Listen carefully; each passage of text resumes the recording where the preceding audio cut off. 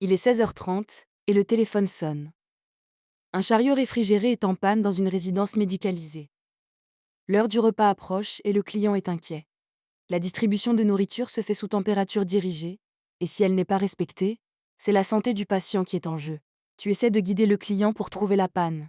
Tu lui demandes de vérifier les réglages, de chercher un code erreur. Il suit tes instructions, mais le problème persiste. Rien ne change. La machine reste silencieuse. À ce moment-là, tu comprends que le problème dépasse les réglages de base. Il faut aller plus loin. Mais sans une compréhension complète du cycle frigorifique, le diagnostic est compliqué.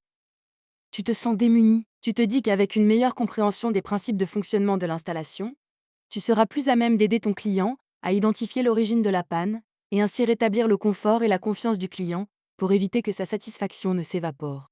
Pour aller plus loin, découvrons ce qu'est le cycle frigorifique et ses principes fondamentaux. Le cycle frigorifique permet de déplacer la chaleur d'un espace vers un autre grâce à un fluide frigorigène qui circule dans un circuit fermé. Ce fluide possède une propriété essentielle. Il change d'état en fonction des variations de pression et de température. En passant alternativement de l'état liquide à l'état gazeux, il est capable d'absorber la chaleur dans une zone, puis de la restituer dans une autre. Cette circulation continue est le principe de fonctionnement de tous les systèmes de réfrigération et de climatisation.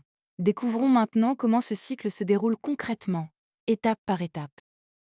Le cycle frigorifique se déroule en 4 étapes qui se répètent en continu. Le compresseur aspire le fluide sous forme de gaz et le comprime, ce qui augmente sa pression et sa température. Le fluide rejoint ensuite le condenseur, où il rejette sa chaleur vers l'extérieur et devient liquide.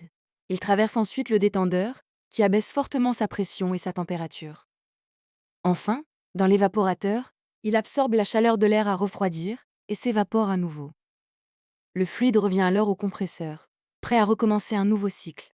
Comprendre ces 4 étapes est indispensable pour interpréter les mesures du circuit et diagnostiquer efficacement une installation.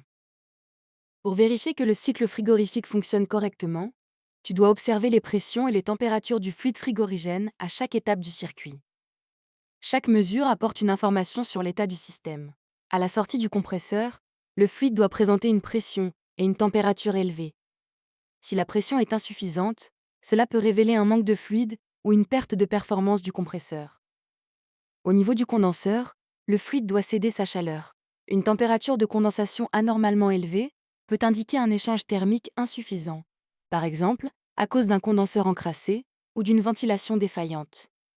Après le détendeur, la pression doit chuter nettement. Si cette baisse est insuffisante, le détendeur peut être mal réglé ou partiellement obstrué. Enfin, dans l'évaporateur, le fluide doit absorber efficacement la chaleur.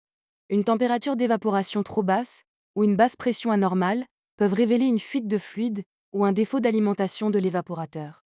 En comparant ces mesures aux valeurs préconisées par le constructeur, tu peux identifier rapidement une anomalie, comprendre son origine et intervenir avant qu'une panne plus importante ne survienne.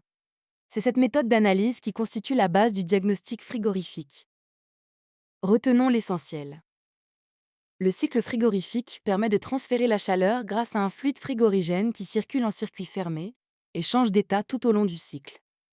Son fonctionnement repose sur 4 étapes: compression, condensation, détente et évaporation. Chacune est assurée par un composant spécifique et remplit une fonction indispensable.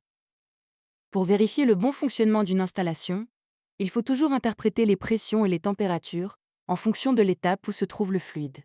C'est cette approche qui permet de détecter rapidement les anomalies et de réaliser un diagnostic fiable. Tu disposes maintenant des bases essentielles pour comprendre le fonctionnement d'un système frigorifique. Cette vidéo touche à sa fin. Tu es maintenant prêt à appliquer les principes du cycle frigorifique dans tes interventions.